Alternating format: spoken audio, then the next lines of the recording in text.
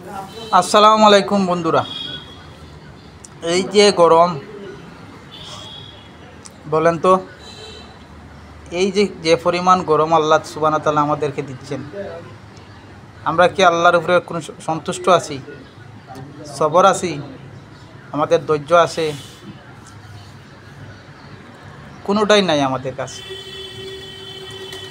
কারণ আমাদের ধৈর্য শক্তি নাই। আমরা রোদ দিলেও গাইলাই, মেঘ দিলেও গাইলাই। আমাদের ধৈর্য শক্তি কীভাবে হইতো? আল্লাহ আমাদের উপরে কীভাবে সবর থাকতাম, কীভাবে আমাদের উপরে রহমত করতাম? এরপরেও তো আমরা আলহামদুলিল্লাহ বলতে রাজি না। আমরা রাত পাইলে খেয়ে খারে টগিয়া খাইতো, খেয়ে খারে উটকি মারতো। এই দান দেয় আমাদের রাত পায়, বুঝছেন?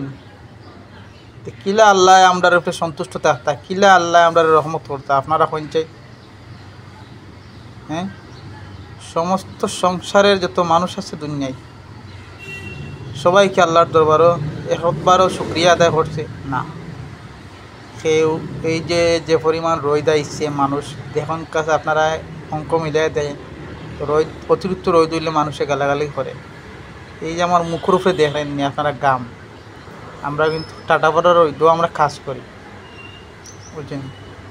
এতে নিয়ে আমরা আল্লাহর দরবারে লাখ লাখ শুক্রিয়া। এতালে শুক্রিয়া জানানি।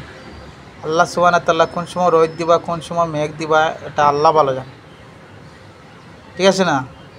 এটা তুমি আমি জানি না। কিন্তু আপনার সবর থাকতে হইব, ধৈর্য থাকতে হইব, আল্লাহর প্রতি বিশ্বাস থাকতে হইব যে আল্লাহ যখন যে নিয়ামত দিবা এটা আমাদের জন্য অনেক উপহার, সেটা আমরা বুঝতে হইব, বুঝছেন? আমরা যদি সেটা বুঝি না, তাহলে আমাদের দুনিয়ায় চলার মতন সুযোগ নেই, বুঝছেন না? তো সবাই একসাথে 5 ওয়াক্ত নামাজ পড়ুন, দোয়া দুরুদ করুন, আল্লাহর রসুলকে ডাকুন, আল্লাহরে ডাকুন, দিনের পথে চলেন, মানুষের যতটুকু পারেন উপহার করেন, ক্ষতি করিয়েন না। ক্ষতি জিনিসটা ভালো না, এতে পরে বিপরীত হয়ে দাঁড়ায়, বুঝছেন? দুনিয়ায় শুধু সুখ না, সুখ আখেরাতেও আছে। সবচেয়ে বড় সুখ হইল আখেরাতে। সে কোন দিন মরবো কেউ জানে না, বুঝছেন? সবাই আল্লাহ তাআলা সুখ রাখুক, ভালো থাকুক। ভিডিও ভালো লাগলে শেয়ার করবেন, ভালো না লাগলে এড়িয়ে যাবেন। আসসালামু আলাইকুম।